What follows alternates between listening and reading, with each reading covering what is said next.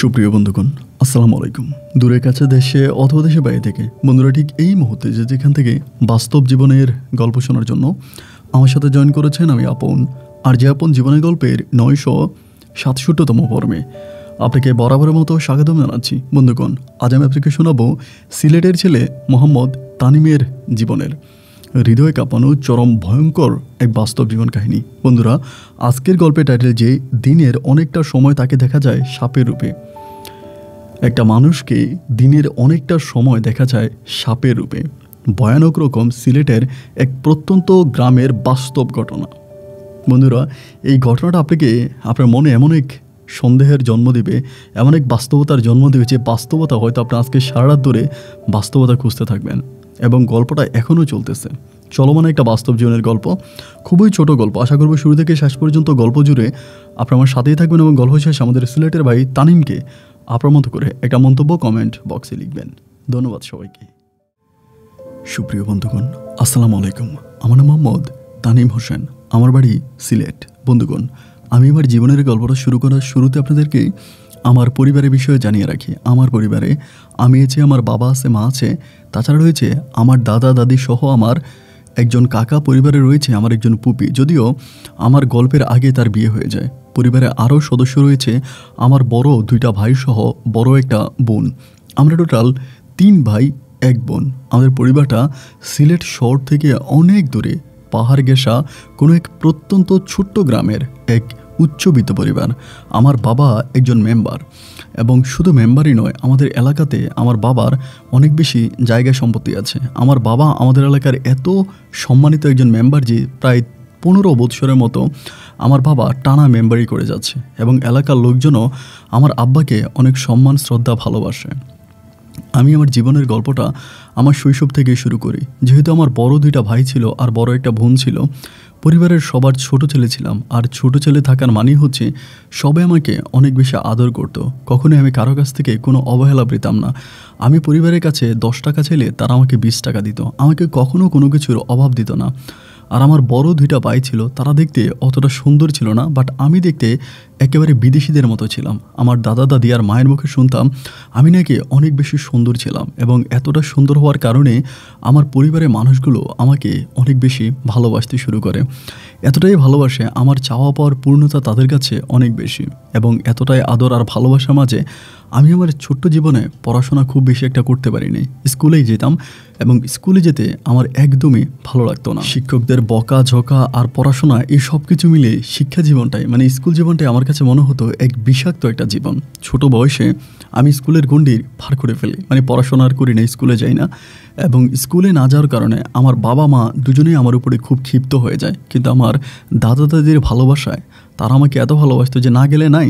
আমার দাদা বলতো প্রাতিষ্ঠানিক শিক্ষার প্রয়োজন নাই, আমার নাতিরে আমি কোরআনের শিক্ষা দিব, এই বলে দাদা আমাকে কোরআন পড়াইতো, ঘরের মধ্যে রাখতো। যার জন্য প্রাইমারি স্কুলে আমার পড়াশোনা বন্ধ হয়ে যায়। এবং পড়াশোনা বন্ধ হয়ে যাওয়ার পরেই আমি একটু ধর্মীয় লাইনে চলাফেরা করতে শুরু করি। ধর্মীয় লাইন বলতে দাদার সাথে সকালে মসজিদে যাইতাম, মসজিদ থেকে আসতাম, নামাজ পড়তাম, এবং দাদা আমাকে একজন ধর্মীয় মানুষ হিসেবে তৈরি করতেছিল। এবং এভাবে 1টা বছর কেটে যাওয়ার পরেই আমাকে এলাকার একটা মাদ্রাসায় ভর্তি করানো হয়। স্কুল থেকে শেষ করে এবার আমি মাদ্রাসায় ভর্তি হই, এবং মাদ্রাসায় ভর্তি হওয়ার পরেও সেম একই অবস্থা। আমি একদিন গেলে 2 দিন যাই না। এভাবে মাদ্রাসার জীবনটাও আমার অল্প কিছুদিনের মাঝে সমাপ্তি ঘটে। মাদ্রাসার জীবনের সমাপ্তি ঘটার পরে আমার বাবা আমাকে নিয়ে খুব টেনশনে পড়ে গেল। এরপর থেকে আমাকে আর কোথাও ভর্তি করালো না। আমার উপর রাগ আর ক্ষোভ নিয়ে কোথাও ভর্তি করালো না। আমি এলাকার ছেলেফেলেদের সাথে মাঠে ঘাটে ওখানে ওইখানে দুষ্টামি করে বেড়াচ্ছিলাম। আর যেহেতু মেম্বারের ছেলে, এজন্য এলাকার লোকজনও আমাকে অনেক মানতো, আমার কথা অনেক শুনতো। এরকম করে সময়গুলো কাটতে কাটতে একটা পর্যায়ে আমার বরাবর বিয়ে হয়ে যায়। এবং বরাবর বিয়েতে আমরা অনেক মজা মাস্তি, অনেক আনন্দ ফুর্তি করি। বরাবর বিয়ের পরে আমার যে বড় 2টা ভাই ছিল, তারা তখন পড়াশোনার উদ্দেশ্যে দুজনেই সিলেট শহরে চলে যায়। তখন পরিবারের সাথে থাকি শুধু আমি আমার বাবা মায়ের সাথে আছি। এবং তখন আমি খুব টাগড়া একটা জোয়ান ছেলে। আমার বয়স তখন প্রায় 18 থেকে 19-এর কাছাকাছি। এই পর্যায়ে দেখা গেল যে আমার বাবার মেম্বারিও বন্ধ হয়ে যায়। মেম্বারি বন্ধ হয়ে যায় বলতে আমার বাবা লাস্টের দিকে আর ইলেকশন করে না, কারণ আমার বাবা তো কোনো হারাম টাকা খাইতো না, কোনো রকমের খারাপ টাকা খাইতো না। এই জন্য দেখা যায় আমার বাবার কাছে দিন রাত মিলিয়ে অনেক মানুষ আসতো। আমার আব্বা এই প্রেশারগুলো নিতে পারতেছিল না। মানুষের দরবার মেল কারবার উপজেলাতে যাওয়া মানে ইউনিয়নে যাওয়া খুব ঝামেলা ছিল। এই জন্য একটা পর্যায়ে আমার আব্বা লাস্টের দিকে আর ইলেকশন করলো না। তো ইলেকশন না করার কারণে আমার আব্বা বাড়িতেই পড়ে রইল। আমাদের যে জায়গায় সম্পত্তিগুলো আছে এগুলো দেখভাল করতেছে, দেখাশোনা করতেছে, ওইগুলো থেকে টাকা আসতেছে, এই দিয়ে আমার বাবাও খুব ভালো করেই চলতেছে। এমন করতে করতে আমি মোটামুটি প্রায় 20 বৎসরে পদার্পণ করি। আমার বয়স যখন 20 বৎসর, আমাদের এলাকাতেই মানে আমাদের এলাকায় বলতে আমাদের গ্রামের পাশের একটা গ্রামে একটা বাড়ি আছে, নাম হচ্ছে জিন বাড়ি। জিন বাড়িটা হচ্ছে মানে এটাকে জিন বাড়ি বলে, কিন্তু কেন জিন বাড়ি বলে এটা আমি তখন খুব বেশি একটা জানতাম না। তো ওই বাড়িটা মানে পুরো বাড়িতে মানে ধরেন পুরো বাড়িটার ভিতরে একটা বাড়ি তো মানে গঠিত হয়ে হচ্ছে 5-6টা বাড়ি দিয়েই একটা বাড়ির নাম উল্লেখ করা হয়, কিন্তু ওইখানে একটাই বাড়ি ছিল, একটাই ফ্যামিলি ছিল। তো ওই ফ্যামিলিটা ওইখানে থাকতো না, ওই ফ্যামিলিও থাকতো না, এবং এটা বাড়িটা খালি পড়েছিল, 2টা ঘর ছিল এবং চারপাশে মোটামুটি টিন দিয়ে বাউন্ডারি করা, খুবই মানে পরিপাটি, খুব সুন্দর এই এলাকাটা মানে বাড়িটা। তো আমরা কী করতাম, রাতের বেলা ওই বাড়ির মধ্যে গিয়ে কাঠ খেলতাম, মানে জুয়া খেলতাম। তারপর হচ্ছে বিভিন্ন ধরনের এই বাড়ি ও বাড়ি থেকে যদি আমরা কোনো কিছু চুরি করতাম এটা রাতের বেলা খাইতাম। মানে চুরি বলতে আমরা তেমন বড় কিছু চুরি করতাম না, ধরেন কারো ফল ফ্রুট এটা ওইটা পাকলে ওটা চুরি করে খেতাম। তো দিনের বেলায়ও ওই বাড়ির মধ্যে মানুষ যাইতো না। মানুষ না যাওয়ার বড় কারণ হচ্ছে এটা জিন বাড়ি, এবং বলতো এখানে দিনে রাতে নাকি জিনেরা আনাগোনা করে, মানে জিনেদের চলাফেরা আছে। এই জন্য জিন বাড়িতে কোনো মানুষের যাতায়াত করাটা ঠিক হবে না। এবং আমি যে বাড়ির মধ্যে যাইতাম কিছুটা আমার মা আন্দাজ করতে পারছে, এবং আন্দাজ করতে পেরে আমাকে বারবার মানা করেছে যে ওই বাড়ির দিকে যাইস না, মারা পড়বি, খবরদার ওই বাড়ির দিকে যাইস না, ওই বাড়ির জিন বাড়ি, দিনে রাতে মিলিয়ে জিনেরা ওখানে বসবাস করে, ওই বাড়ির দিকে যাইস না। কিন্তু জিন কি আর কখনো জিনকে ধরে? আমি জিন আর ভূতকে কোনো ভয় পাই না। শেষ পর্যন্ত বন্ধুদেরকে নিয়ে ওখানে হঠাৎ করে আড্ডা মারতে মারতে একটা সময় বুঝতে পারি একদিন সকালবেলা ওখানে এই বাড়িতে একটা মেয়ে আসে। তো বাড়িতে যখন একটা মেয়ে আসে তখন একটু কৌতূহল লাগলো যে বাড়ির মধ্যে একটা মেয়ে আনাগোনা করতেছে, দিনের বেলায় দেখলাম। তো এবং এরপরে ওই সময় আমার দাদি মারা যায়, দাদাও মারা যায়, আমার আম্মা থাকে। তখন আম্মা দিকে জিন বাড়ির দিকে যাচ্ছে। তা আম্মারে বলি, কী ব্যাপার, তুমি আমাকে জিন বাড়িতে যাইতে মানা করো, আমাকে তুমি নিষেধ করো, বাট এখন তুমি জিন বাড়ির দিকে যাচ্ছ, ঘটনাটা কি? আমার আম্মা বলে, জিন বাড়িতে একটা মেয়ে আসছে, ওরে দেখতে যাব। আমি বলি, জিন বাড়িতে আবার মেয়ে আসলো কোত্থেকে? আমার আম্মা বলে, শাহানা আক্তার নামের একটা মেয়ে আসছে, মেয়েটার দেখতে যাব। আমি বললাম যে ঠিক আছে, আমি সহ তোমার সাথে যাই। এবার আমি আমার সহ মেয়েটাকে দেখতে গেলাম, এবং আমার আম্মা তখন বাসা থেকে অনেকগুলো ফল ফ্রুট বা খাবার দাবার অনেক কিছু নিয়ে ওই বাড়িতে গেছে। এবং বাড়িতে যাওয়ার পরে এই শাহানা আমার আম্মার পা ধরে সালাম করলো। একেবারে যুবতী একটা মেয়ে, যার বয়স প্রায় 17 থেকে 18-র কাছাকাছি। তো এটা দেখার পরে আমার আম্মা তখন উঠানে বসলো, মেয়েটা একটা চেয়ার এনে দিল। বসার পর আমার আম্মা বলতেছে, তুই এই বাড়ির মধ্যে একা একা কীভাবে থাকবি? তো একটা কাজ করতে, আমার বাড়িতে চল, আমার বাড়িতে থাকবি। মেয়েটা বলতেছে, না, আমি যদি থাকি তো এই বাড়িতেই থাকবো, আমি আর কারো কোনো আশ্রয় নিব না, কারো কোনো বাড়ির উপরে যাব না, মরে গেলে বাপের ভিটায় মরে যাব, আর যদি বেঁচে থাকি তো বাপের ভিটায় থাকবো। আমার মা তখন বলে, এটা জিন বাড়ি, এবং এই বাড়িতে অনেক বৎসর কোনো মানুষজন ছিল না, যার জন্য এই বাড়িতে তুই একা একা থাকবি, যুবতী একটা মেয়ে, তোর একটা বিপদ হতে পারে, তুই কাকির সাথে চল, আমাদের বাড়িতে থাকিস। ও একটা কথাই বলে যে, কাকি, আমার যত বিপদে হোক না কেন, আমি আমার বাপের ভিটা ছেড়ে কোথাও যাব না।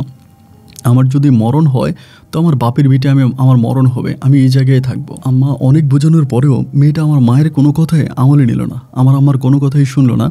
একটা সময় আম্মা আর আমি তখন নিরুপায় হয়ে চলে আসতেছি বাড়িটা থেকে। তো আস্তে আস্তে আমি মাকে জিজ্ঞেস করি, মা, এই যে এই মেয়েটা কোত্থেকে আসছে, বা এর তো আগে খুব বেশি একটা দেখি নাই। আর আমার এখানে আরেকটা ঘটনা আছে, আমি কিন্তু আমার জীবনের অনেকটা সময় আমার নানু বাড়িতেও ছিলাম। যেহেতু বাড়িতে দুষ্টামি করতাম, কারো কথা মানতাম না, শুনতাম না, এই জন্য মাঝে মাঝে আমার নানি এসে আমাকে নিয়ে যাইতো। তো এই জন্য বেশিরভাগ নানুর বাড়িতেও আমার থাকা হইতো, বাড়িতেও থাকা হইতো, মানে দুটো মিলিয়ে থাকতাম। তো যেহেতু নানা আমাকে অনেক ভালোবাসতো, আবার দাদাও ভালোবাসতো, এই জন্য দাদাও মাঝে মাঝে নিয়ে চলে আসতো। তো মেয়ের বাড়ি থেকে আসতেছি, মানে আপনার আইল দিয়ে গ্রামের রাস্তা দিয়ে আসতেছি, আস্তে আস্তে মাকে জিজ্ঞেস করলাম যে, মা, এই মেয়েটা এখানে কেন আসছে, বা এই মেয়েটার ঠিকানা কি? একে তো আগে কখনো দেখি নাই।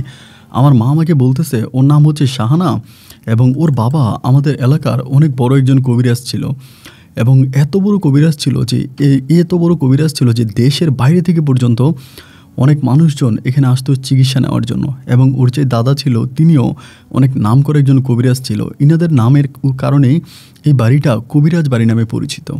আমি তখন বললাম, তো এই বাড়ির আশেপাশে অনেক বাড়িঘর ছিল নাকি আগে, এখন নাকি সব ভেঙে ফেলছে? আমার আম্মা বলে, হ্যাঁ, একটা সময় এবারে আশেপাশে অনেক বাড়িঘর ছিল। বাড়িঘরগুলো থাকার পরে জিনেরা মাঝে মাঝে ওই কবিরাজ বাড়িতে আসতো এবং এই শাহানার বাবা এবং দাদার সাথে যোগাযোগ করতো, কথাবার্তা বলতো। আশেপাশের বাড়ির মানুষজনেরা অনেকবার এই জিনগুলোকে দেখতে পাইছে এবং জিন দেখার পরে তাদের মনে ভয় ঢুকে গেছে। ভয় ঢুকে যাওয়ার কারণে তারা এই বাড়িটা ছেড়ে অন্য কোনো বাড়িতে গিয়ে ঘর বাঁধছে, মানে অন্য কোনো গ্রামে চলে গেছে, এখানে আর থাকে নাই। শেষ পর্যন্ত শাহানাদের ঘরটাই এই বাড়িতে রয়ে গেল। আমি তখন বললাম, ভালো কথা, কিন্তু এই শাহানা আসলো কোত্থেকে? আর শাহানার বাবা এবং দাদা তারা কোথায়? ওর পরিবারের অন্য মানুষগুলো কোথায়?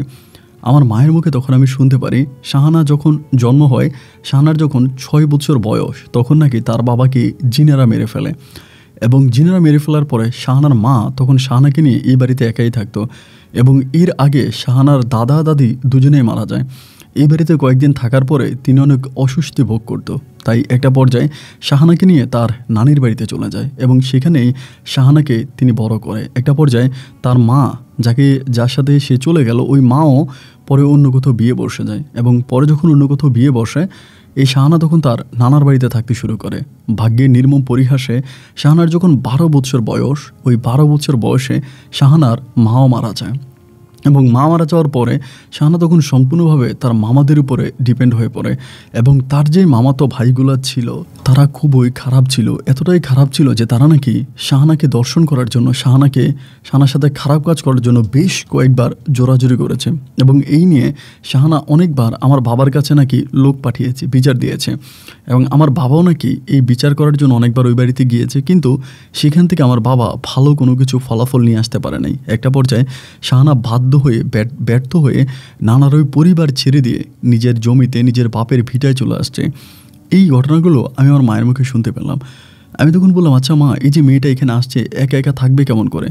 আমার মা বলে, আমি তো এই চিন্তাই করতেছি, আহারে আমার একটা মেয়ে আছে, আমার মেয়েটারও বিয়ে দিয়ে দিলাম, এই মেয়েটা না জানি কত একটা বিপদে পড়ে রাতের বেলায়। তো আমি তো দুষ্ট বলবানের সাথে চলাফেরা করতাম, তো এরকম করতে করতে আমারে বাড়ির দিকে পার করে আমি তখন বটতলার দিকে গেলাম। মানে বটতলা আমরা বন্ধুরা আড্ডা মারার আরেকটা জায়গা। বটতলায় যাওয়ার পরে দেখলাম যে আমার গ্রামের সব বন্ধুরা ওখানে দল বেঁধে বসে আছে। সবারই জিজ্ঞেস করলাম, কিরে কী অবস্থা? সবাই বলতেছে, মামা আজকে একটা ফাটাফাটি খবর আছে। আমি তখন বললাম, ফাটাফাটি খবর মানে কী খবর? বলতেছে, জিন বাড়িতে একটা নতুন মাল আসছে, মালটা রাতের বেলা আমরা খাবো। আমি তখন বললাম, জিন বাড়িতে? তার মানে শাহানা? বলে, আরে তুই দেখি মেয়ের নামও জানিস, ঘটনা কি? আমি বললাম, বেটা আমি এইমাত্র আমি আর মা ওই বাড়ি থেকে আসছি এবং মেয়েটা অনেক অসহায়, ওর বাবা মা সব মারা গেছে এবং মেয়েটা নানার বাড়িতে দর্শনের শিকার হয়েছে বেশ কয়েকবার, এই জন্য মেয়েটা শেষ পর্যন্ত বাধ্য হয়ে এই বাড়িতে চলে আসছে। তো আমরা রাতের বেলা এখানে যাবো, এটা কোনো কথা হইলো? আমার বন্ধুরা বলতেছে, মামা যতই বুঝাও যতই কিছু করো কোনো লাভ নাই, রাত্রেবেলা ওই বাড়িতে যাবো এবং এটারে খাবো। তা আমি ওদেরকে বুঝাইলাম, কিন্তু বুঝেও আমি ওদেরকে রাখতে পারলাম না। রাখতে না পারার পরে ওরা সন্ধ্যার দিকে চলে যাবে, আসরের পর ওইখান থেকে উঠে আসছি।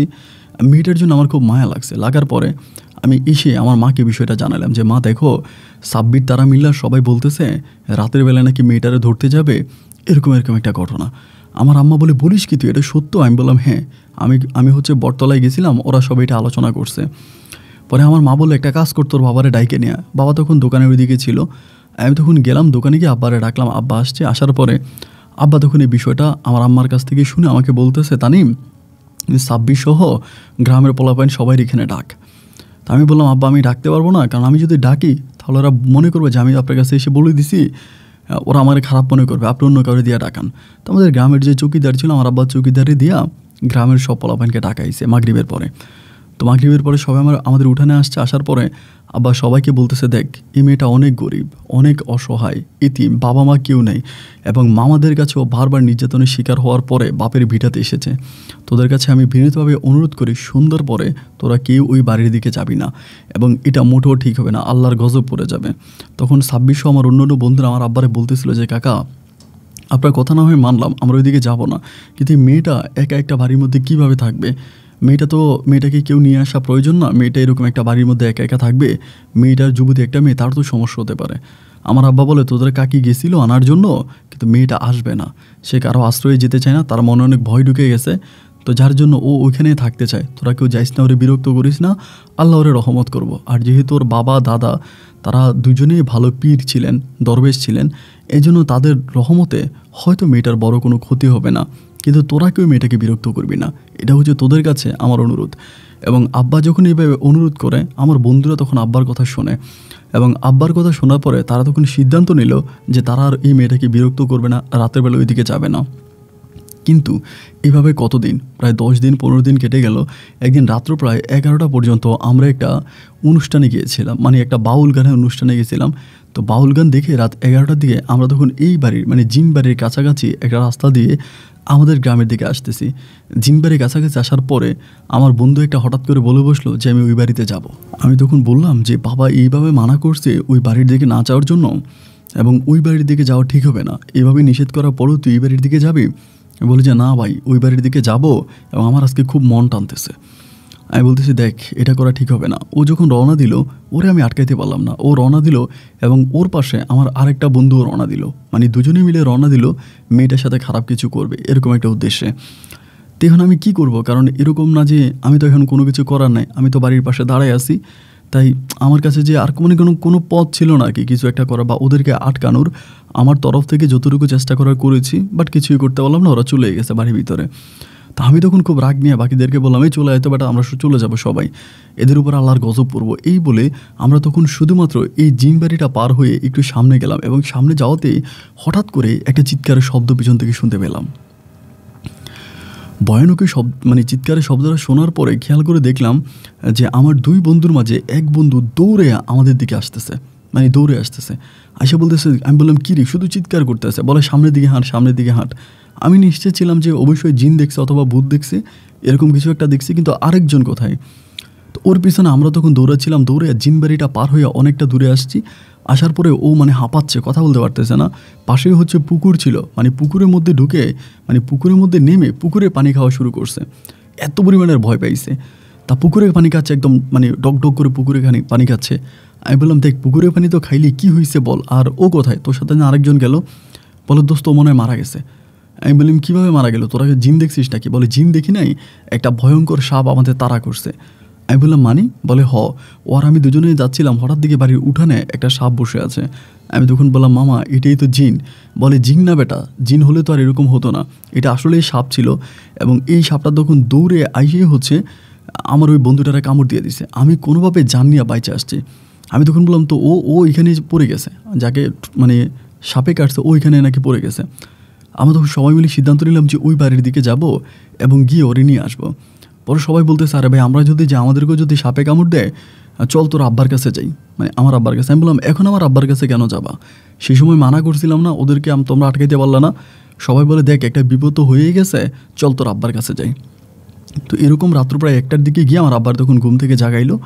আব্বা তখন ঘুম থেকে উঠছে, উঠার পরে আমার বন্ধু সাব্বির আবার মোটামুটি আমাদের দলীয় লিডার ছিল আর কি, আমার আব্বা আবার ওটা মানতো। ওই তখন গিয়ে আমার আব্বার পা ধরে কান্নাকাটি করতেছে, কাকা ভুল হয়ে গেছে, আমার বন্ধু দুইটা তো এরকম ঘটনা ঘটাইছে, ওই বাড়ির মধ্যে ঢুকে গেছে, এখন কাকা প্লিজ আপনি বাঁচান।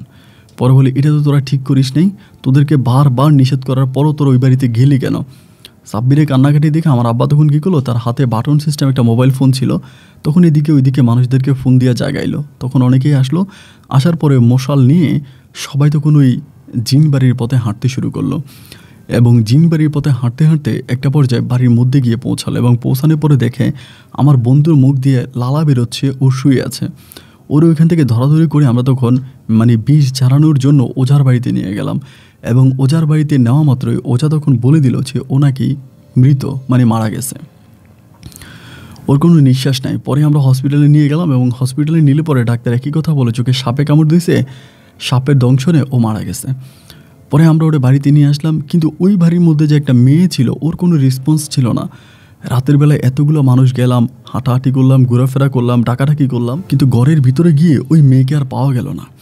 মেয়েকে যখন পাওয়া গেল না, আমরা তো তখন সকালবেলা লাশ দাফন করব, লাশ মাটি দেওয়ার জন্য লোকজন ডাকাডাকি করা হলো, মাইকিং করা হলো।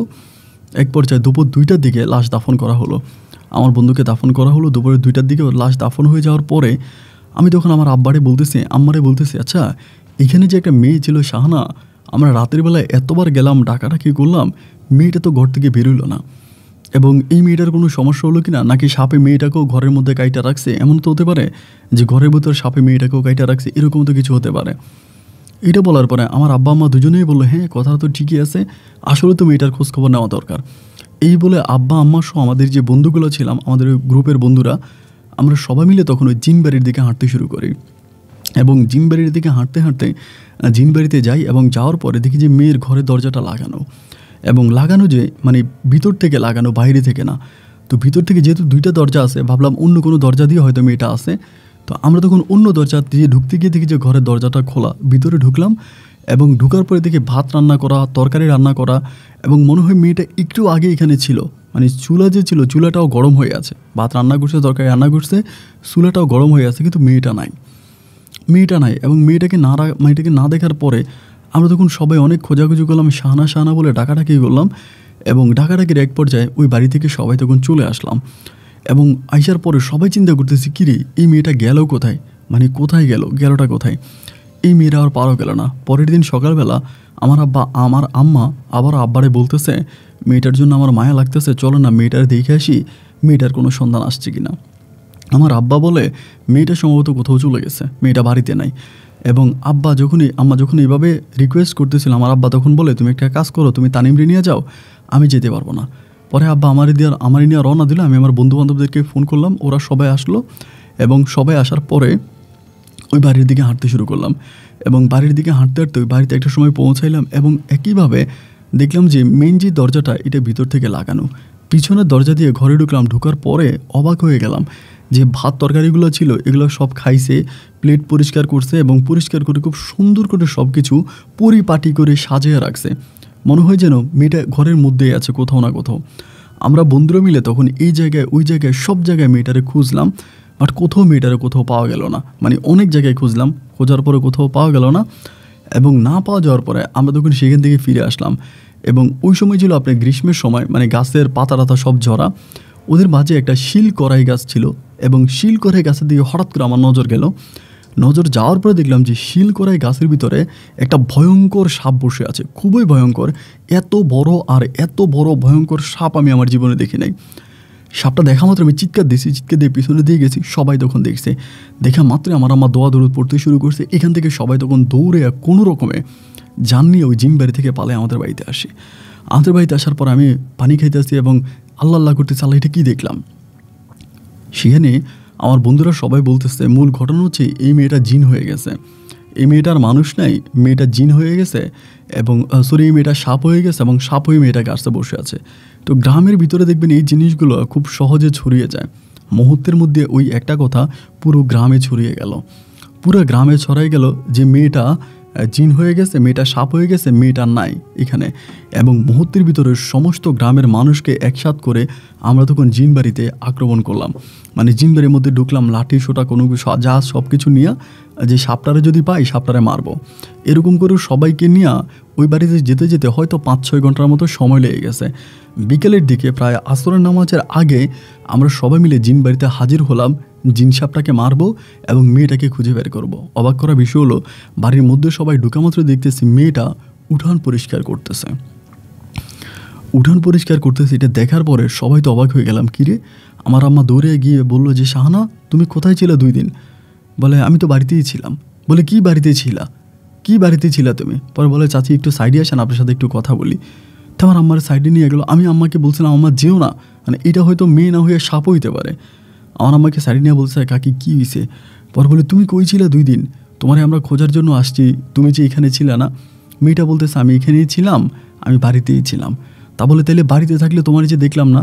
বলে, কাকি আমি বাড়ির মধ্যেই ছিলাম। এখন আমার আম্মাকে তখন সে বলতেছে, আমি আপনাদেরকে দেখে লুকাই গেছি। এটা বলে আমার আম্মা, বলে আমাদেরকে দেখে লুকাই গেছো কেন? বলে, লুকাই গেছি এই কারণে, আমি শুনেছিলাম এখানে নাকি একজনকে সাপে কাটছে, সে নাকি মারা গেছে, এখন আপনারা যদি আমারে মারেন এই ভয়ে আমি লুকাই গেছি। এখন আম্মা তখন আসছে, এসে আমাদেরকে বলতেছে, চলেন সবাই চলে যান।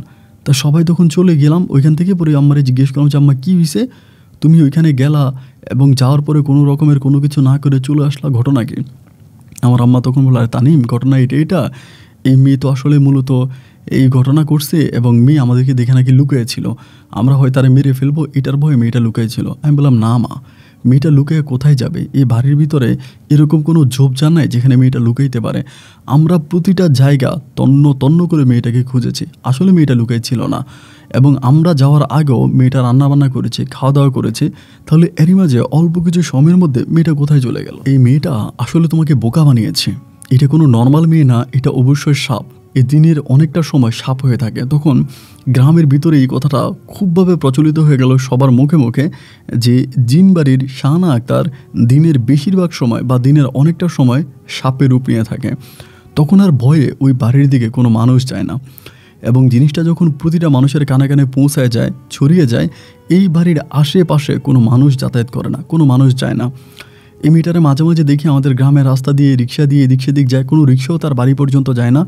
রাস্তার মধ্যে সে কই যায়, বাজারে যায়, এইটা আনে ওইটা আনে, তার নানার বাড়িতে যায়, তার নানার বাড়ি থেকে চাউল ডাউল এবং খাওয়ার জন্য তার সরঞ্জাম যা কিছু আছে সব কিছু নিয়ে আসে, এবং আমাদের গ্রামের ভিতরেও ঢুকে না। তার ওই বাড়ি থেকে মেন রাস্তায় ওঠার জায়গা আছে, মানে অন্য রাস্তা আছে, ওই রাস্তা দিয়ে মেন রাস্তায় উঠে পড়ে রিক্সা দিয়ে চলে যায়, গিয়ে আবার রিক্সা দিয়ে ফিরে আসে। এভাবে বেশ কয়েকটা দিন কেটে গেল। বেশ কয়েকটা দিন বলতে প্রায় 7-8 মাসের মতো কেটে গেছে, এবং এই 7-8 মাস কোনো মানুষ এই বাড়ির আশেপাশে যায় নাই। সবার মনে একটাই ভয় কাজ করতো যে মেয়েটা আসলে মানুষ না, মেয়েটা সাপ, মেয়েটা মানুষ না, মেয়েটা সাপ। এইটা সবার মনে কাজ করতো, এবং সবাই এই ভয়ভীতি থেকে এই বাড়ির দিকে যাচ্ছে না। 7-8 মাস পরে আমি এই প্রতিটা দিনে এই বিষয়গুলো নিয়ে রিসার্চ করতাম। এরই মাঝে আমার যে বড় 2টা ভাই ছিল তারা কিন্তু পড়াশোনা শেষ করে বিয়ে করে ফেলছে, বিয়ে শাদী করছে, এবং তারা শহরেই থাকে তাদের বউ নিয়ে। আমি আমার আব্বা আম্মার সাথে গ্রামের মধ্যেই থাকি, গ্রামে থাকি। পরিশেষে দেখা গেল আমি একদিন হঠাৎ করে সন্ধ্যার সময় বলতে আসরের নামাজের পরে এই জিনবাড়ির পাশের দিকে আমি ঘুড়ি উড়াচ্ছিলাম। আমার ঘুড়ি উড়ানোর আবার খুব শখ ছিল। তো ঘুড়ি উড়াইতে গিয়া যখন ঘুড়িটা আমি টানতেছিলাম, হঠাৎ করে এই ঘুড়িটার আপনার জিনবাড়ির মধ্যে একটা গাছের সাথে পেঁচিয়ে গেছে। ঘুড়ির যে রশিটা ছিল এটা পেঁচে যাওয়ার পরে আমি যতই টান দেওয়ার পরে ওই রশিটা ওই জিনবাড়ির আপনার গাছের মধ্যে পেঁচায় গিয়ে রশিটা ছিঁড়ে চলে আসছে, লাঠির মধ্যে ছিঁড়ে চলে আসছে। যখন ছিঁড়ে গেল আমি তখন চিন্তা করলাম, আল্লাহ কী করা যায়। তো সেখানে আমাদের গ্রামের একটা ছেলে আছে, ওরা বললাম যে চল একটু ওই বাড়ির মধ্যে যাবো। কেউ যাইতে রাজি না, সবাই বলে যাবে না। আমি যতই বললাম যে চল বেটা যাই না ওই বাড়িতে, কারণ সন্ধ্যা হয়ে যাইতেছে, মাগরিব হয়ে যাইতেছে, চল না আমি রশি টানতে যাবো সেখানে। এটার মধ্যে কেউ এটাতে যাইতে রাজি নাই। পরে আমি কী করলাম, মাগরিবের একটু আগে আমি তখন একে একে রওনা দিলাম, কারণ মনে অনেক ভয় ভীতি নিয়ে রওনা দিলাম।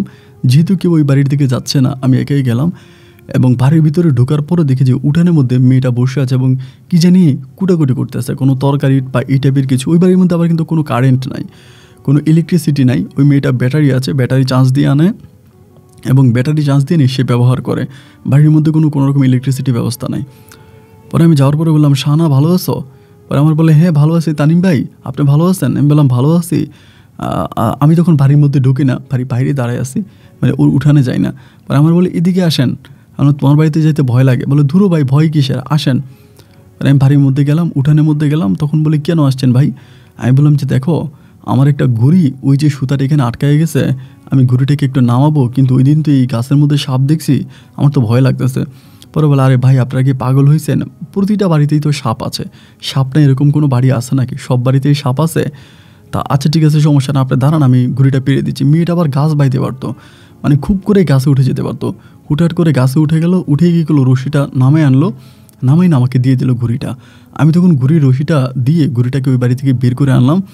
আনার পরে আমার ভিতরে একটু সাহস জাগলো যে না, আসলে যতটা ভয় ভীতি আমাদের মনে কাজ করে যে মেয়েটা মানুষ না সাপ এরকম, আসলে মেয়েটা সম্ভবত এরকম কিছু না। এরপরে তার 2 দিন পরে আবার দুপুরবেলা একদিন মাঠের ধারে বসে আছি, আমি আবার ওই বাড়িটার দিকে গেলাম। তো বাড়িটার দিকে যাওয়ার উদ্দেশ্য হচ্ছে মেয়েটার সাথে কথা বলবো, ওইরকম উদ্দেশ্য করেই গেছি। এবং গেলে পরে দেখলাম যে একইভাবে মেয়েটা বসে আছে উঠানে। পরে আমি বললাম, শাহানা তুমি একা একা থাকো, তোমার ভয় লাগে না? আমাকে বলে, না ভয় লাগবে কেন? আমি বলি, জানো গ্রামের সব মানুষ বলে তুমি নাকি দিনের অনেকটা সময় সাপের রূপ নিয়ে থাকো, তুমি কি আসলে মানুষ না সাপ? অতক্ষণ একটা অট্ট হাসি দিয়া বলে, আমাকে আপনার কি মনে হয়? আমাকে কি আপনার সাপ মনে হয়? আর কোনো মানুষ কখনো সাপ হতে পারে না, এটা কি আপনি জানেন না? আমি বলি যে না, এটা তো আমি জানি না। আবার শুনেছি নাগ নাগিনীও বলতে নাকি আছে, নাগ নাগিনীরা নাকি মানুষ হতে পারে, আবার সাপও হতে পারে। পরে আমার বলে, তাহলে কি আমি নাগ নাগিনী? এরকম করে হাসাহাসি করলাম।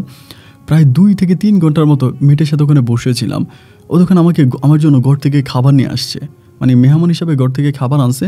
আমি খাবার খাচ্ছি না, আমার ভিতরে ভয় ঢুকে গেছে, খাবার খাবো না, আমি খাবার খাই না। তো আমি খাবার খাই না, আমি বললাম যে চলে যাই, আমি কালকে আবার আসবো। তো তো মেয়েটাও কিন্তু মাশাআল্লাহ দেখতে শুনতে অনেকটা ভালো ছিল, চেহারা টেহারা অনেক সুন্দরী ছিল। এরপরের দিন আমি দুপুরে আবার ওই বাড়িতে গেলাম এবং গিয়ে মেয়েটার সাথে অনেক কথাবার্তা বললাম। একবার যে আমারে বলতেছে যে তানিম ভাই লুডো খেলবেন, আমি তোমার ঘরে লুডো ঘর আছে নাকি? বলে হ্যাঁ লুডো ঘর আছে। আমি তখন তার সাথে ওখানে বসে বসে লুডো খেলতেছি, অনেকক্ষণ ধরে লুডো খেলতেছি।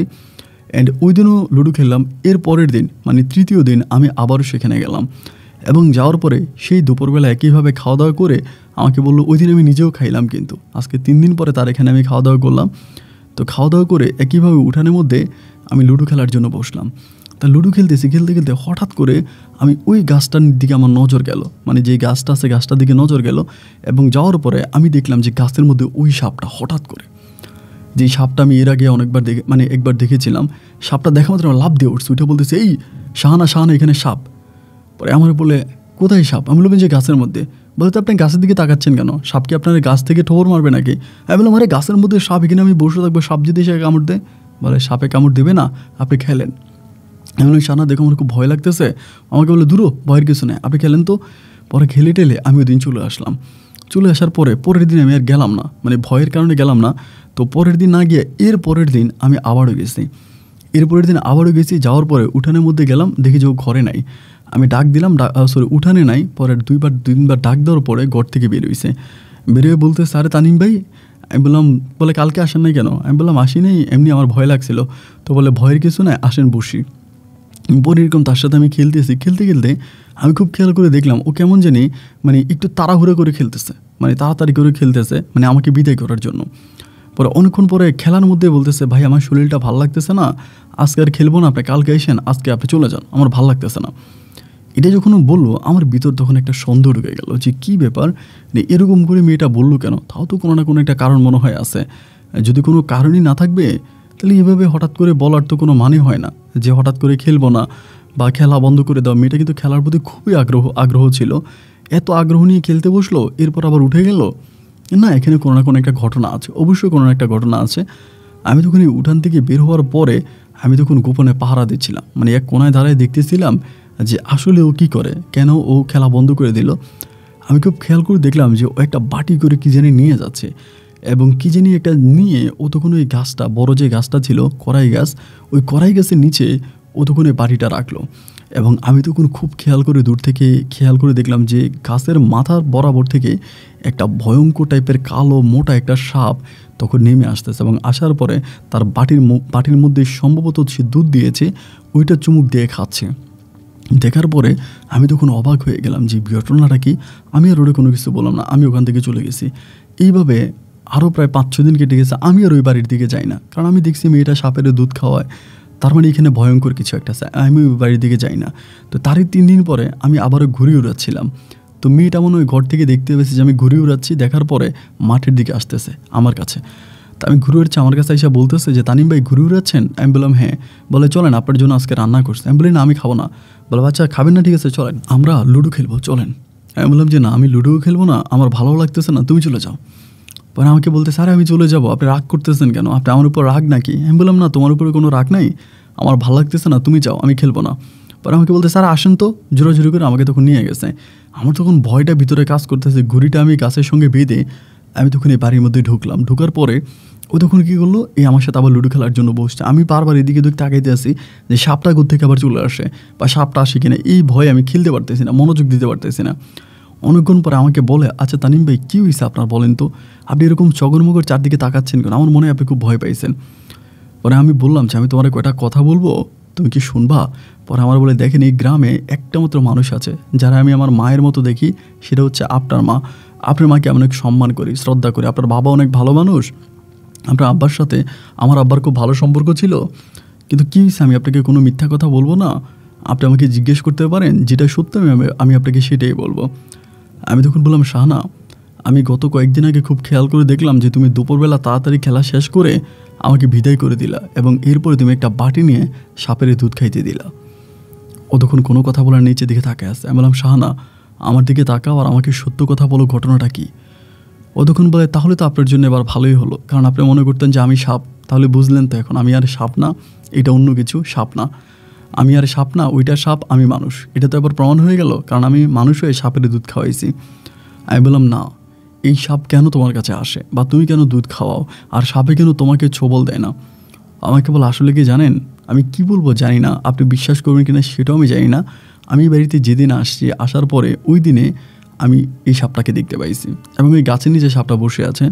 তো আমি সাপটাকে দেখে খুব ভয় পাইছিলাম, অনেকটা ভয় পাইছিলাম, এবং ওই দিন আমি ভয়ে ভয়ে ঘরের মধ্যে অনেকভাবে লুকিয়েছিলাম, একরকম লুকিয়েছিলাম। এবং এইভাবে মাঝে মাঝে দেখতাম যে সাপটা গাছের নিচে বসে আছে। একদিন আমি কৌতূহলবশত চিন্তা করলাম যে আমাকে তো সিকিউরিটি দেওয়ার মতো, মানে গার্ড দেওয়ার মতো এই বাড়িতে কেউ নাই, আমার বাবাও নাই, মাও নাই, ভাই বোন কেউই নাই। তো অনেক সময় দেখা যায় অনেকে হয়তো আমাকে এখানে মেরেও ফেলতে পারে, বা আমার সাথে খারাপ সম্পর্ক করার জন্য অনেক ছেলেরা আসতেও পারে। এই জন্য মনে মনে একদিন এটা শপথ করলাম যে আমি সাপটারের যত্ন করব, সাপটা হয়তো আমাকে সেভ করবে। এটা মনে করে আমি একদিন দুধের বাটি নিয়ে সাপটাকে দুধের বাটি দিয়ে আমি দূরে দাঁড়াইছিলাম, এবং সাপটা খুব সুন্দর করে দুধ খেয়ে আমার সামনে গাছে উঠে গেল।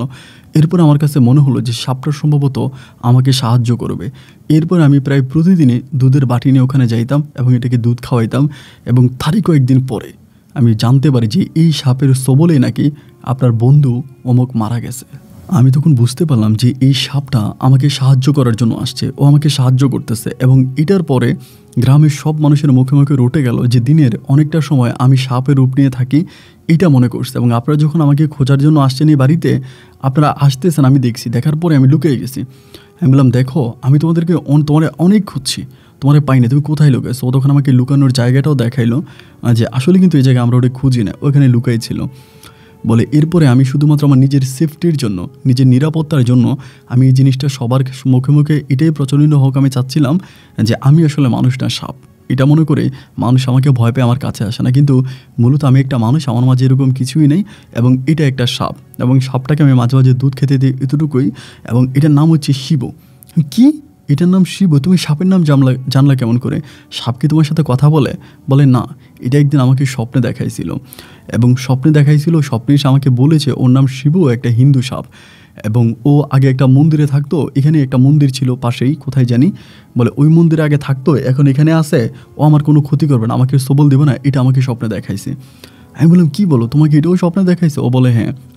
আপনি কোনো ভয় পাইন না, এটা কখনোই আপনার ক্ষতি করবে না, আমি আপনাকে নিশ্চিত করে বলতে পারি। যারা শুধুমাত্র আমার ক্ষতি করার জন্য আসবে, এই সাপটা তাদেরই ক্ষতি করবে, আপনার কোনো ক্ষতি করবে না, আপনি কোনো ভয় পাইয়েন না, আপনি একদম নির্ভয়ে যে কোনো সময় আমার বাসায় চলে আসেন। এরপরে আমার মনে সাহস হলো। এরপরে আমি প্রায় সবসময় ওইখানে যাইতাম, ওর ঘরে খাওয়া দাওয়ার করতাম, আমি নিজেও ওকে বাজার সাজার করে দিয়ে আসতাম। বাট এরপরে আমি আর কখনো এই সাপটাকে দেখি নাই, কোনো সময় সাপটা আমার চোখে পড়ে নাই। এইভাবে যাতায়াত করতে করতে, যেতে আস্তে আস্তে ওর সাথে আমার একটা ভালো সম্পর্ক তৈরি হয়ে যায়। ভালো সম্পর্ক বলতে আসলে এক কথায় বলতে গেলে এরকম একটা পর্যায়ে আমি চলে যাই যে ওরে না দেখলে আমার কিছু ভালো লাগে না। মানে চারদিকে মনে হয় অন্ধকার, ওরে না দেখলেই মেজাজ খারাপ লাগে, সব কিছু কর্কটা লাগে। আমি রোজ যেখানেই থাকি, যে অবস্থায় থাকি, ওরে দেখার জন্য চলে যাই। এক পর্যায়ে এটা একটা ভালোবাসায় রূপান্তরিত হয়ে যায়, মানে প্রেমে পড়ে যায় আর কি। ও আমার সাথে প্রেমে পড়ে, আমিও প্রেমে পড়ি, আমরা বুঝি যে দুজন দুজনকে ভালোবাসি। অ্যান্ড এরকমভাবে একটা পর্যায়ে মেয়ের দূর সম্পর্কের এক নানা, মানে শাহানা দূর সম্পর্কের এক নানা একদিন আইসা আমার আব্বার কাছে বলে, দেখেন একটা যুবতী, একটা মেয়ে বাড়িতে পড়ে আছে, এই বাড়ির মধ্যে থাকে, বিষয়টাও কেমন লাগে, দেখতেও শুনতেও খারাপ লাগে, লোকজনও খারাপ বলে। আবার অনেকের মুখে শুনেছি যে ওনাকে দিনের বেশিরভাগ সময় সাপ হয়ে থাকে, এরকম একটা বাঞ্ছনীয় কথাবার্তা লোকের মুখে শুনতে পাই।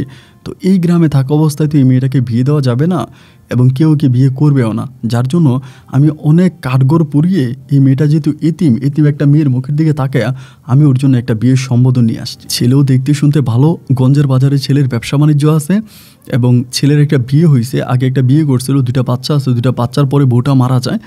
এবং এই ছেলের জন্য আমি মেয়েটাকে চয়েস করলাম।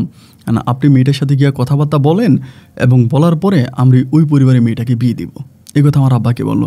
আমার আব্বা বলে, আপনি খুব যুক্তিসম্মত একটা কথা বলেছেন, উনি এই গ্রামে একা একা থাকে, এবং এটারেই বলে জিন বাড়ি বলে, এই বাড়ির মধ্যে মেয়েটা একা একা থাকে, এটা আমাদের কাছেও খারাপ লাগে, শুনতেও খারাপ লাগে, দেখতেও খারাপ লাগে। তো এই জন্য আপনি যেহেতু আসছেন, আপনি মুরব্বী মানুষ, আপনি কথাটা ঠিক বলছেন, তো ঠিক আছে, আমি মেয়েটার সাথে কথাবার্তা বলবো, এবং বলবো যাতে মেয়েটা এখান থেকে চলে যায়। এই কথা বলতেছে, এবং আব্বা বলে, আপনি আজকে যান গা, আমি কালকে গিয়ে মেয়ের সাথে কথাবার্তা বলে আপনাকে টেলিফোন করে জানাই দিব। এই বলে ওর নানারে তখন বিদায় করে দিল। আমার আব্বা বিদায় করে দেওয়ার পরে সেদিনে বিকালবেলা, মাগরিবের পরেই আর কি, বিকাল বলতে মাগরিবের পরে আমি ওর কাছে গেলাম। তা আমি শাহানার কাছে গিয়ে শাহানারে বললাম যে, শাহানা, এই ঘটনা তুমি কি জানো, ও বলে জানি তো, নানা তো প্রথমে আমার বাড়িতেই আসছে, আমার বাড়িতে এসে আমাকে বলছে, আমি মানা করছি, এরপরে তোমার আব্বুর কাছে গেছে। আমি বললাম হ্যাঁ।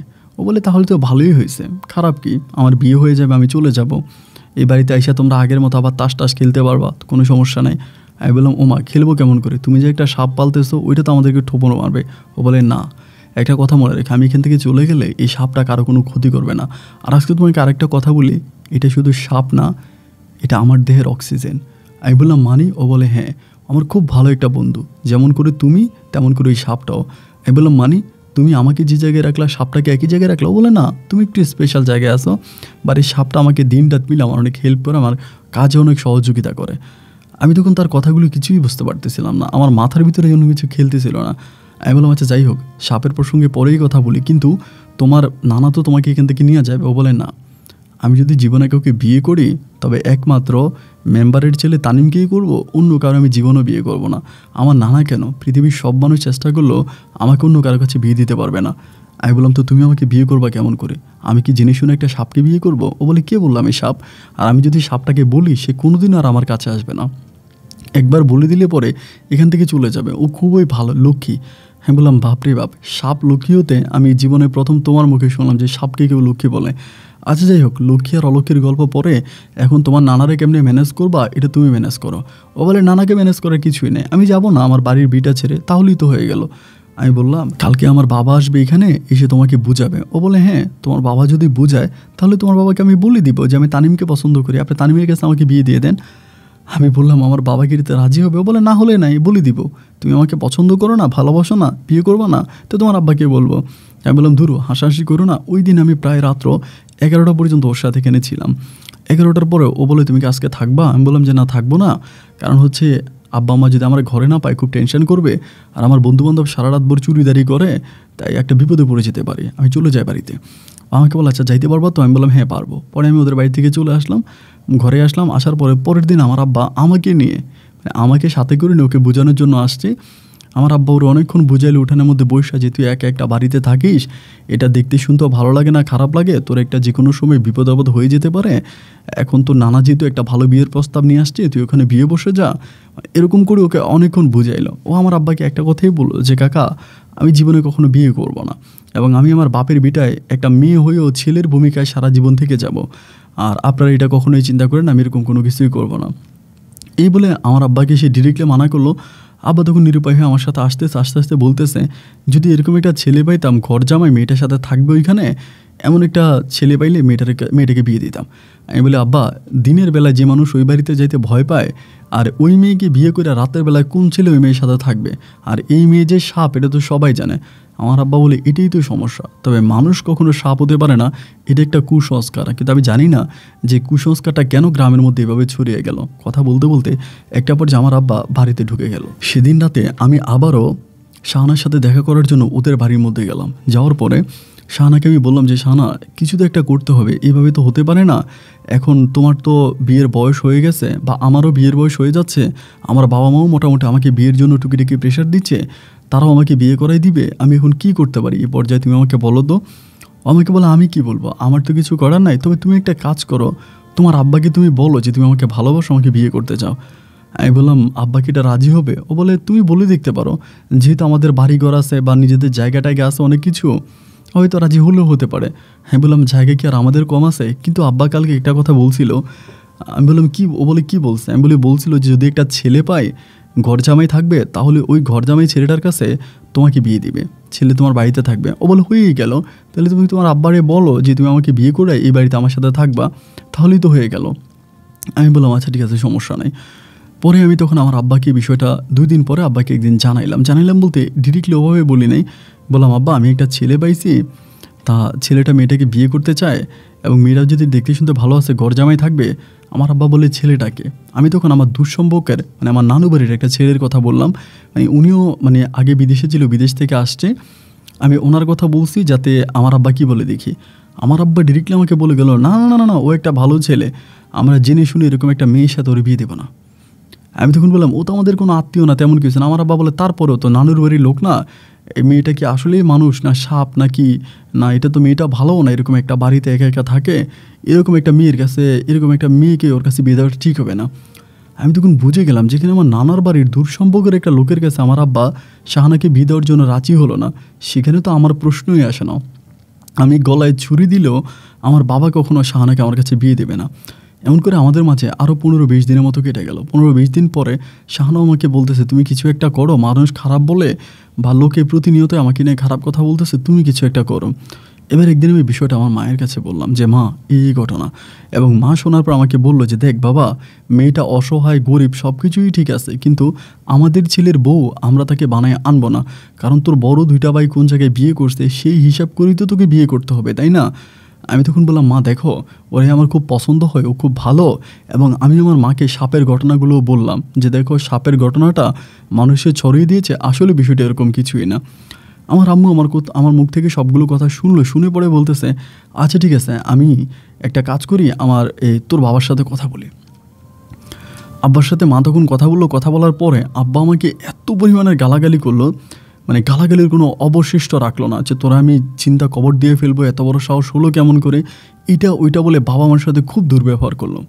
বাবার উপর রাগ করে একদিন আমি ডিরেক্টলি শাহানাকে নিয়ে আমার এলাকার যে কাজী অফিস ছিল ওই কাজী অফিসে চলে গেছি। মানে আব্বার উপর রাগ করে কাজী অফিসে গিয়ে আমি ওই কাজী অফিসে শাহানাকে বিয়ে করে ফেলি। এবং বিয়ে করার পরে সেদিন রাতে শাহানার ঘরের মধ্যে শাহানার সাথে আমার বাসর ঘর হয়।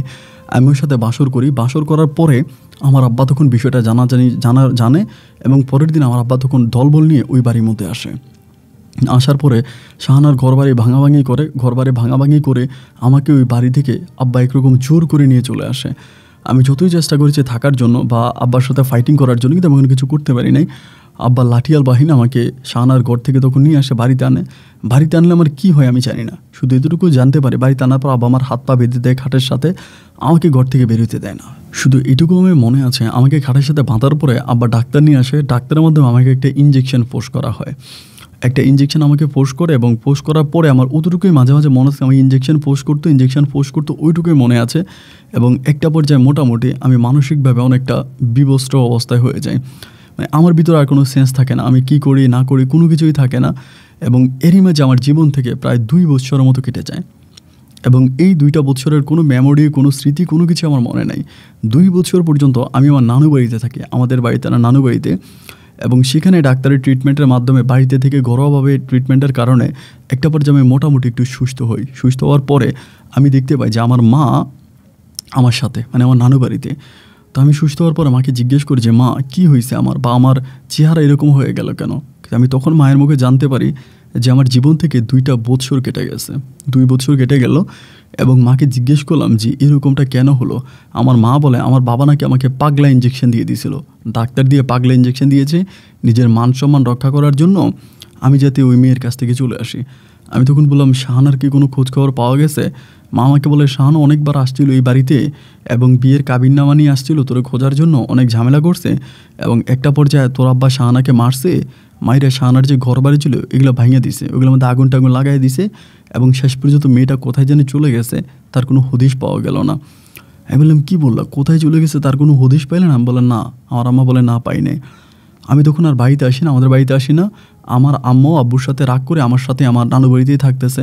আমার ভাইয়েরা, বড় বোন মাঝে মাঝে আসে, আমাকে দেখে, আম্মুকে দেখে, এই বাড়ির মধ্যে আমরা সবাই মিলে থাকতেছি। কিন্তু আমার মনে একটা প্রশ্ন জাগলো, তাহলে শাহানা কোথায় চলে গেল? এবং ওকে আমার খুঁজে বের করতে হবে, ও কোথায় গেল। আমি তখন আস্তে আস্তে করে ওকে খুঁজতে শুরু করি। বাংলাদেশের বিভিন্ন জায়গায় আমি আমার মতো করে ট্রাই করতেছি খোঁজার জন্য, কিন্তু ওরে আমি কোথাও খুঁজে পাইলাম না।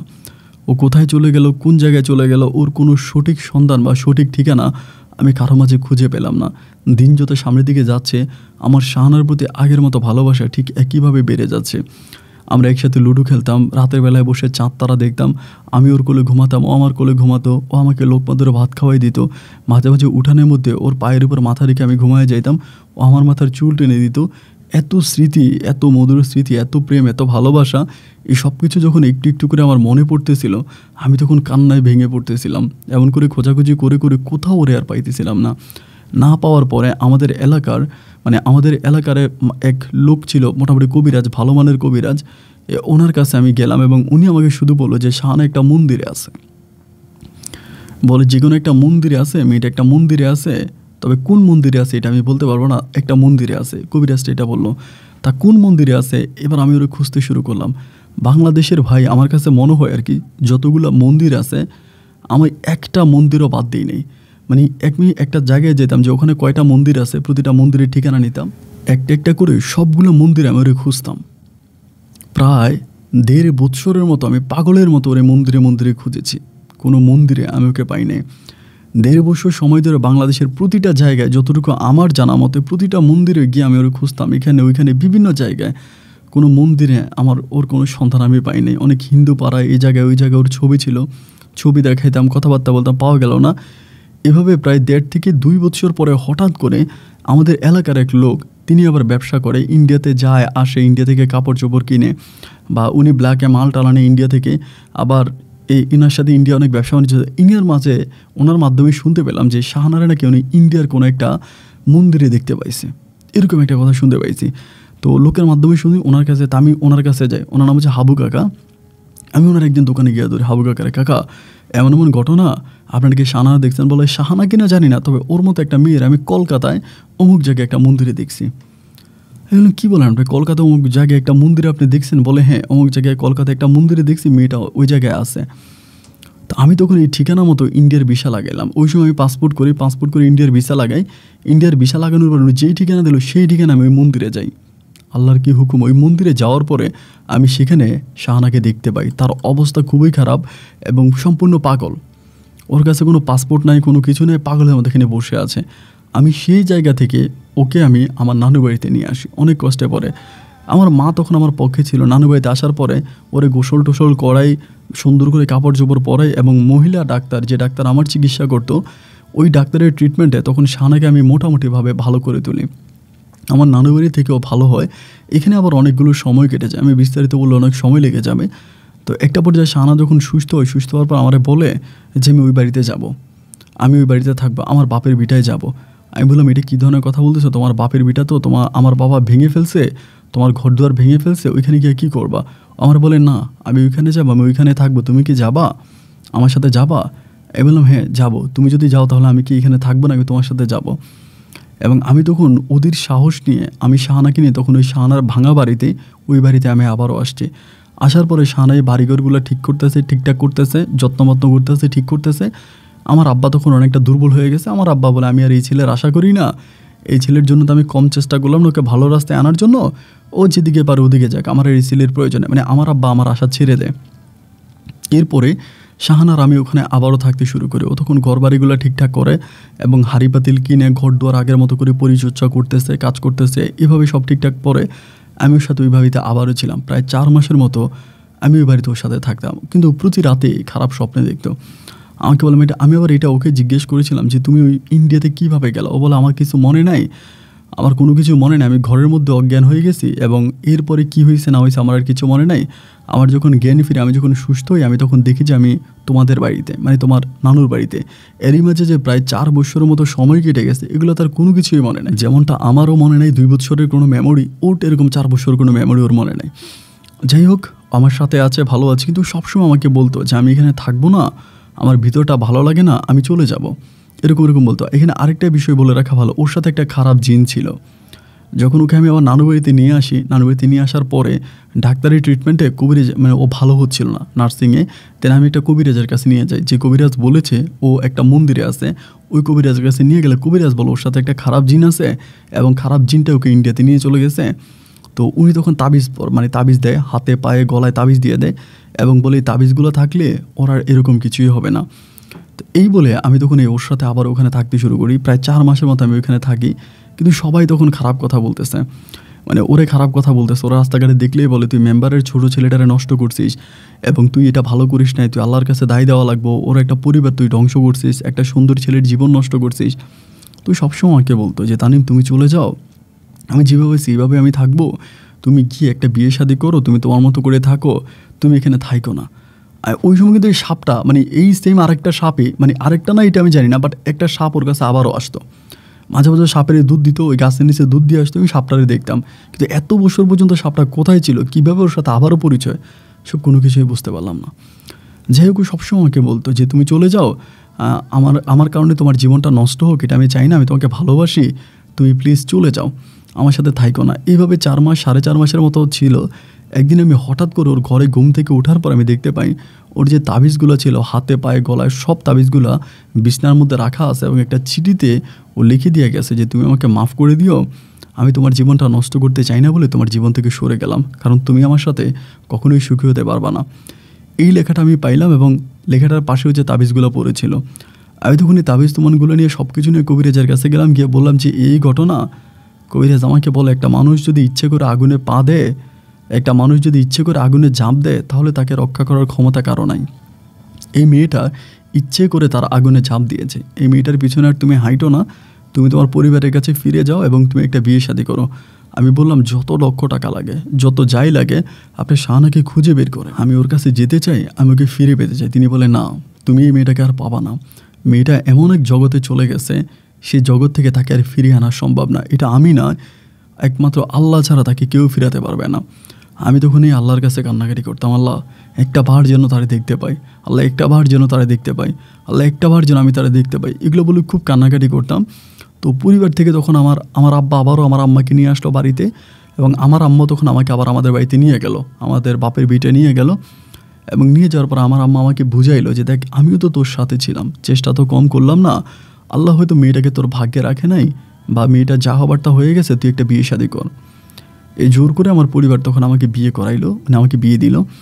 এবং আমি আসলে বিয়েটা করতে চাই নাই, কিন্তু আমার মায়ের কারণে, মায়ের মুখের দিকে তাকিয়ে পরে বিয়েটা করি, তাও 1 বছর পরে, শাহানাকে হারানোর 1 বছর পরে বিয়ে শাদী করি। বিয়ে শাদী করার পরে হঠাৎ করে আমি বিয়ে করার বেশি দিন না, প্রায় 15-20 দিন পরেই লোকের মাঝে শুনতে পাই মাঝে মাঝে নাকি ওই বাড়ির মধ্যে, শাহানার বাড়ির মধ্যে আগুন জ্বলতে অনেকেই দেখতে পায়। অনেকেই দেখতে পায় যে এই বাড়ির মধ্যে আগুন জ্বলে, এবং মাঝে মাঝে অনেকেই নাকি দেখে যে এই বাড়ির মধ্যে কেউ হাঁটাচলা করে, এবং বাড়ির মধ্যে অনেকেই হাঁটে। এটা ওইটা নাকি গ্রামের অনেক মানুষই দেখতে পায়। এরকম একটা কথা আমি লোকমুখে শুনতে পাচ্ছিলাম। না, আমার কাছে তখন মনে হয় শাহানা ওই বাড়িতে আসে, যেহেতু আধ্যাত্মিক জগতে চলে গেছে, আধ্যাত্মিক জগতের মানুষ, তাহলে হয়তো মাঝে মাঝে ও এই বাড়িতে আসে। এইটা মনে করে আমি তখন মাঝে মাঝে গভীর রাতে এই বাড়ির আশেপাশে হাঁটতে থাকি যে ওকে দেখি কিনা। আমি জানি না কেউ বিশ্বাস করবে কিনা, আমার আল্লাহর সাক্ষী, একদিন আমি হঠাৎ করে দেখলাম যে বাড়ির মধ্যে কে জানি কে রান্না করতেছে, এবং আগুনের ধোঁয়া উপর থেকে বেরোচ্ছে, এবং মনে হলো কেউ একজন রান্না করতেছে। আমি তখন আস্তে আস্তে করে পিছন থেকে আমি তখন এই উঠানের মধ্যে গেলাম। উঠানের মধ্যে যাওয়ার পরে আমি দেখলাম যে শাহানা রান্নাঘরের ভিতরে একটা মানুষ বসে বসে রান্না করতেছে, এবং যার বডি শেড পিছন থেকে মনে হলো শাহানা। আমি তখন কী করলাম, এখান থেকে বের হয়ে রান্নাঘরের সামনে দিয়ে গেলাম, এবং রান্নাঘরের সামনের দিকে যাওয়ার পরে আমি দেখলাম যে ও রান্না করতেছে, শাহানাই বসে আছে, বসে বসে রান্না করতেছে এবং মুসকে মুসকে হাসতেছে। আমি তখন বুঝতে পারলাম আমার এটা তো শাহানা। আমি তখন কী করলাম, এই পিছন থেকে আবারও দৌড়ে আইসা উঠানের মধ্যে আইসা গিয়ে, শাহানা তুমি এখানে, এটা বলে ওরা জড়াই ধরছে, এবং জড়াই ধরছে ওইটুকুই মনে আছে আমার, আর কোনো কিছু মনে নেই। আমার যখন জ্ঞান ফিরে আমি তখন দেখি আমি বাড়িতে, কবিরাজ আসছে, আমার পানি পড়া টানি পড়া দিচ্ছে, জানতে পারি কী হয়েছে। সবাই বলে আমাকে নাকি ওই বাড়ির মধ্যে সকালবেলা পাইছে অজ্ঞান অবস্থায়, শাহানার বাড়িতে পাইছে অজ্ঞান অবস্থায়। এরপর আমি পুনরায় তারপরও ওই বাড়ির মধ্যে যাইতাম, এবং ওই বাড়ির মধ্যে গেলে আমি মাঝে মাঝে দেখতাম যে শাহানা হাঁটতেছে, ওর হাঁটা আমি দেখতাম, ওর চলা দেখতাম, এবং বাড়ির আশেপাশে ও হাঁটা চলা করতো। এটা শুধুমাত্র আমি না, এই গ্রামের প্রায় সব মানুষই বিষয়টা জানে। গ্রামের যত মানুষ আছে প্রত্যেকটা মানুষ জানে এই জিম বাড়িতে শাহানা হাঁটা চলা করে, শাহানা আসে। এবং মাঝে মাঝে এরকমও হয়, অনেকেই গরু চড়াতে গেলে মাঠে গরু চড়াতে গেলে দেখে যে শাহানা মাঠের পাশে, মানে ওদের ওই বাড়ির পাশে বসে আছে। অনেকেই তাকে অনেক রকম বিভিন্ন রূপে দেখতে পায়, এবং আমিও তাকে প্রায় 10-12-এরও বেশি সময় দেখেছি। একবার দেখার পর অজ্ঞান হয়ে গিয়েছি। এরপরে তাকে আমি দেখতে পেতাম রাতের বেলায় গেলে, দেখতাম যে উঠানে বসে আছে, মাথা আঁচড়াচ্ছে। অনেক সময় দেখতাম যে ও উঠানে শুয়ে আছে, বিভিন্নভাবে দেখতাম। কিন্তু যখন আমি সামনে যাইতাম তখনই আর দেখতে পাইতাম না, ও হঠাৎ করে উধাও হয়ে যেত, ভ্যানিশ হয়ে যেত, দেখা যেত না। এইভাবে আজকে প্রায় 1 বছর 2 বছর না, প্রায় টানা 7 থেকে 8 বৎসরের মতো এই শাহানাকে এই বাড়ির ভিতরে আমরা দেখতেছি। এই বাড়িটা এখনও আছে, এই বাড়ির মধ্যে কেউ যায় না, এবং আমাদের গ্রামের সব মানুষ জানে এই বাড়ির ভিতরে শাহানার আত্মা ঘোরাফেরা করে, অথবা শাহানাই স্বয়ং এখানে আসে, সে ঘোরাফেরা করে, এটা সবাই জানে। আমি কোনোদিন শাহানাকে স্বপ্নে দেখি নাই। আজকে যে আপনাকে গল্পটা লিখতেছি তার 1 সপ্তাহ আগেও আমি শাহানাকে দেখেছি বাড়ির মধ্যে বসে থাকতে। আমাদের ওখানে একটা পুকুর আছে, আমি পুকুরে মাছ ফেলেছি। রাতের বেলা আমি পুকুরে মাছ পাহারা দেওয়ার জন্য যখন গেলাম, আমি দেখলাম যে শাহানা একটা হাতে কী নিয়ে যেন ওখানে দাঁড়ায় আছে। এর আলোর মধ্যে দাঁড়ায় আছে, চাঁদের আলোতে আমাকে স্পষ্ট দেখলাম এবং দিনের বেলায়ও আমি মাঝে মাঝে ওকে দেখতে পাই। এটা শুধু আমি দেখি তা নয়, গ্রামের প্রায় সব মানুষরাই দেখে। তো এটা ভূতের বাড়ি পরিচিত, এই বাড়ির মধ্যে কেউ যায় না, কিন্তু আমার কাছে মনে হয় শাহানা অলওয়েজ আমার আশেপাশে আছে এবং আমি হয়তো ওকে দেখতে পাই না, কিন্তু ও আমার সব কিছু দেখতে পায়।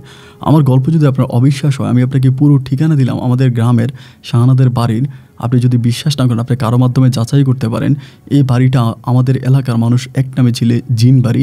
জিন বাড়ির মেয়ে শাহানা অদৃশ্য হয়ে ওই বাড়িতে ঘোরাফেরা করে, এটা সবাই জানে। আপন ভাই, আমি অনেক দিন ধরে আপনার গল্পগুলো শুনে ভালো লাগে, বিশেষ করে আপনার ভৌতিক গল্পগুলো আমার খুব ভালো লাগে। এই জন্য আমার জীবনে ঘটে যাওয়া এই ভৌতিক বাস্তব ঘটনাটা আপনার সাথে শেয়ার করলাম। আপনি আমার জন্য দোয়া করবেন। আমার এখন 2টা কন্যা সন্তান এবং একটা ছেলে সন্তান আছে। পুত্র সন্তান 1জন, কন্যা সন্তান 2জন। তারাও মোটামুটি বড় হয়েছে। আমার সন্তানাদির জন্য দোয়া করবেন, আমার পরিবারের জন্য দোয়া করবেন। আমি অনেক ভালো আছি। এবং আরেকটা খবর দিয়ে রেখে, আমার আব্বা ইন্তেকাল করেছে, আমার মা আছে। আমার আম্মার আল্লাহ যেন আমার মায়ের হায়াত দান করে। আপনারা আমার মায়ের জন্য দোয়া করবেন। এবং আপনি যদি গল্প প্রচার করে থাকেন এবং আপনার বন্ধুরা যারা গল্পটা শুনবে, আমার গল্পের মাঝে যদি কোনো ভুল ত্রুটি থেকে থাকে, তারা যেন ক্ষমা সুন্দর দৃষ্টিতে দেখে। আপন ভাই, আপনার কাছে ঋণী থাকবো যদি আপনি গল্পটা প্রচার করেন। ভালো থাকবেন। আসসালামু আলাইকুম।